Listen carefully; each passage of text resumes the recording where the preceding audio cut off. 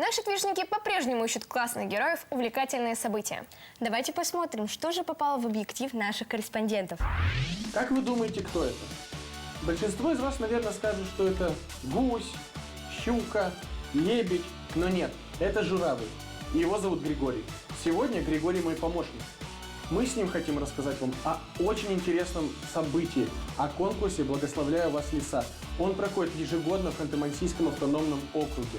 Его цель – создание благоприятных условий для поддержки деятельности школьных лесничеств и экологических объединений округа. Григорий, как ты думаешь, нужно ли защищать природу? Мне кажется, Григорий со мной согласен, и это нужно делать. Ну что, тогда пошли узнавать об этом интересном конкурсе?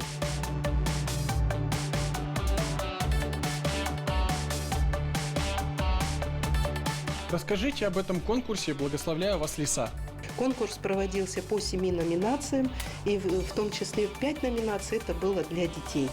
Ну, всегда приятно, очень приятно видеть поделки детские, плакаты. И учитывая то обстоятельство, что этот год у нас год памяти был объявлен, очень много стихотворений и о родной природе, о близких, о знакомых и о природе родного края прозвучало. Ну вот до слез. Почему нужно проводить такие природоохраняемые конкурсы?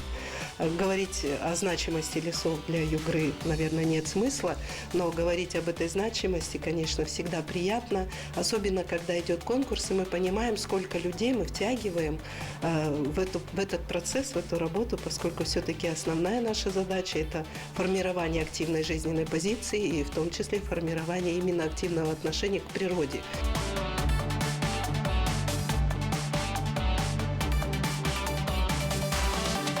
Скажи, почему ты решила принять участие в этом конкурсе «Благословляю вас, леса»? Ну, вот я ходила в библиотеку, сдавала книги, мне рассказали, что вот этот вот конкурс «Благословляю вас, леса» на рисунках, про рисунки, ну и там сочинять стихи.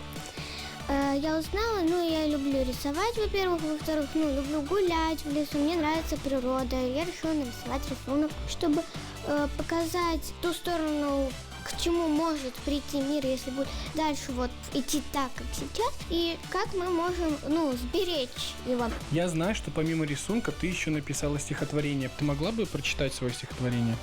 75 лет назад Гитлер пришел к нам воевать, чтобы русские земли все себе забрать. Он не знал, что в краткий срок дадим отпор. Эту победу Россия помнит до сих пор. А можешь рассказать про свою работу? Что ты сделала для этого конкурса? Красную книгу о животных. На этой странице я написала вот здесь вот медведя и оленя. На другой странице я написала здесь серых журавлей и скворца. Еще я написала здесь белую сову и лося.